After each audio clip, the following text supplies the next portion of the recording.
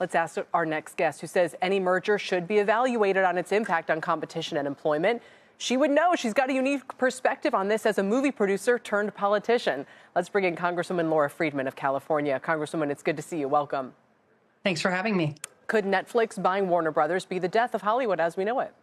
Well, I don't know about the death of Hollywood, but it's been the death of 1,000 cuts for many years now with these consolidations.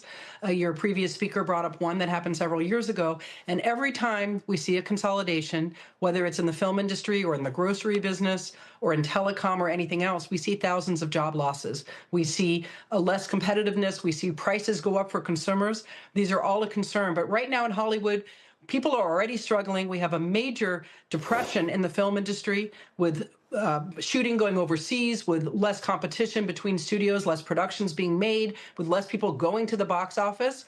And this is just one more thing that's making people wonder if this industry will survive. Right. But in other words, they're already at a point of weakness.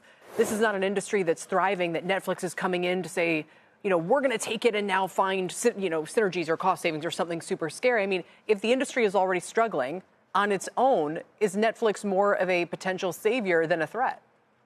I would love to see the plans for both of these entities in terms of job retention, production capability. Is this an attempt to gobble up other streaming services and intellectual property libraries, or is this a real attempt to be able to do more production in-house for these streamers? This is what everyone wants to know. What does this mean for jobs in Hollywood? And what does it mean for consumers? I'm working on a national film tax credit right now to try to help bring jobs and production shoots back to the United States from overseas competition.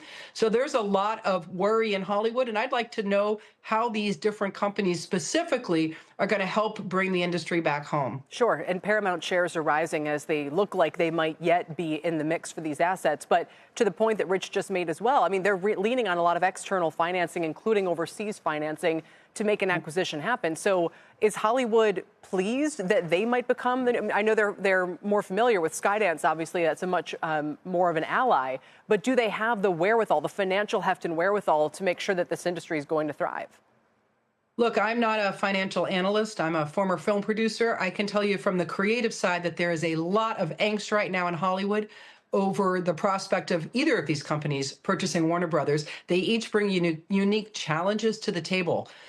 There's also, I will tell you, some concern behind the scenes about whether or not Donald Trump's close relationship with the Ellisons, the owners of Paramount, are going to make this truly the decisions that the regulators may make be based on what's best for the industry, best for the American consumer, or best for a friend of Donald Trump. I'm not saying that's the case, but we have to make sure that whatever is done, whatever choice regulators make, that they do it impartially and fairly. And that is also a concern of mine and of many others. Yeah, I don't know if it's exactly the same one that Jane Fonda wrote about last week, but her concern was about free speech and this putting a chilling effect on perhaps the kinds of movies that this studio would make were it to be owned by a Netflix, or I think in that case especially she meant a Paramount and David Ellison.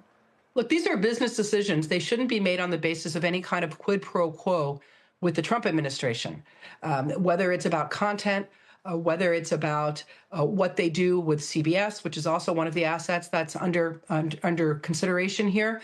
We need freedom of expression. We need creatives to be able to, and journalists for that matter, to be able to to express themselves without feeling that the Trump administration is going to come in and punish the parent industry that they have, as we saw with the Jimmy Kimmel show recently. So that's certainly a concern that continues in Hollywood. And there's concerns just about financial consolidation and the collapsing of the film industry. And that's something that is very real here in Los Angeles, that's trying to recover from devastating fires and from years of productions leaving Hollywood.